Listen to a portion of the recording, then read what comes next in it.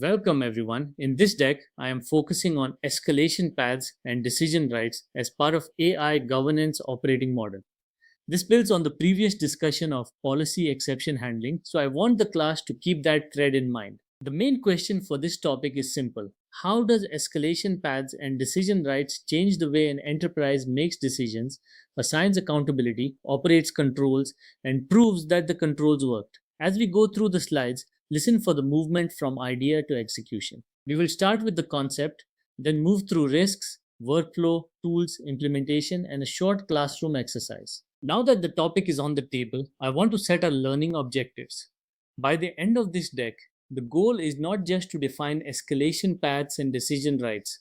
The goal is to explain how it works inside an enterprise. For this class, I want you to keep six lenses in mind: policy, process, people, tooling, controls, and evidence. A governance idea is only useful when it changes at least one of those lenses in a concrete way.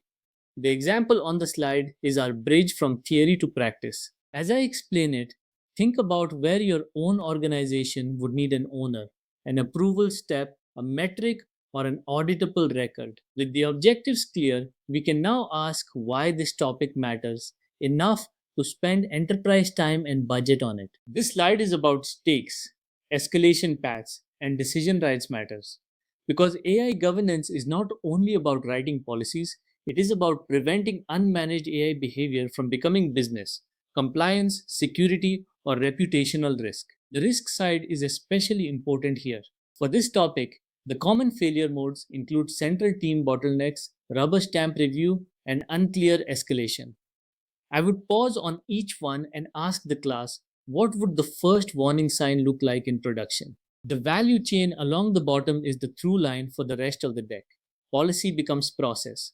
Process becomes controls. Controls create evidence. Monitoring detects change, and enforcement acts when the system is live. Once learners see why the topic matters, the next step is to give them a vocabulary they can use in a review meeting or implementation workshop. Here I would slow down and make sure the class has shared language.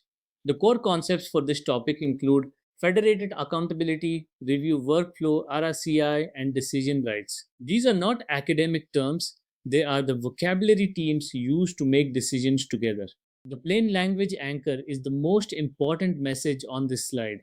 Escalation paths and decision rights becomes governance only when it changes decisions, control operation, evidence collection, or system behavior. I also want to emphasize the distinction in the lower callout. Documents prove intent, monitoring shows behavior, and guardrails act live. Those three layers work together, but they are not interchangeable. Now that we have the vocabulary, we can turn it into a risk conversation. Where does this topic break down when the enterprise does not operationalize it? This is where the discussion becomes more concrete. I would tell the class every governance topic has failure modes, and our job is to name them before the system is already in production. The risks listed here are tied to controls because a risk without an owner or control is just an observation. For this topic, the control pattern includes governance council charter, approval workflow, and RRSCI by risk tier. A useful classroom prompt is, if this failure happened next quarter, who would notice it? What evidence would prove it? And what decision would the organization make next? The big takeaway is that principles must become owned, measured, evidenced, and enforceable controls. That sets up the workflow on the next slide. This slide gives learners an operating pattern. I would walk left to right through the life cycle: intake, triage, review, approve, monitor, and escalate. The exact labels may change by company, but the governance logic should stay consistent. At each stage, I want the class to ask four questions: who owns the decision? What evidence proves the control operated? What signal shows the system is still within tolerance? And what change would trigger reassessment? The design rule on the right is the practical point. Low risk internal users should not be buried in process, but high impact external systems, regulated data, and autonomous agents need stronger gates and runtime controls.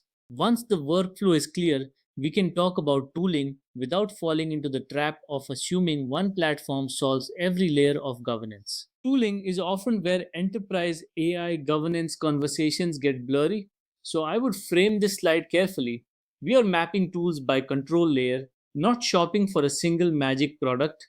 For this topic, the main tool categories include governance platforms using Credo AI, ModelOp, Holistic AI, VerifyWise, monitoring using Fiddler AI, Aries AI, Evidently AI, NannyML, and runtime enforcement using Lacra, AWS Bedrock Guardrails, Azure AI Content Safety, Nemo.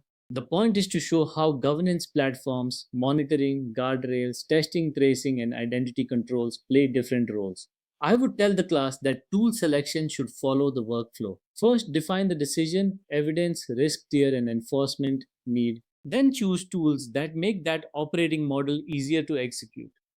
With the tool landscape in view, the next question is implementation. What do we actually do first, and how do we avoid overbuilding? This slide is the move from design to execution. I would present these steps as a practical starting pattern for teams that need to make escalation paths and decision rights real without waiting for a perfect enterprise program. The implementation actions here include anchor escalation paths and decision rights in the AI system register and risk tier. Assign accountable owners for policy, process, technical control, and evidence. And define what is reviewed once, what is monitored continuously, and what is enforced at runtime. I would ask learners to identify which step is policy work, which is process work, which is technical control work, and which creates audit evidence. The minimum evidence box is deliberately concrete.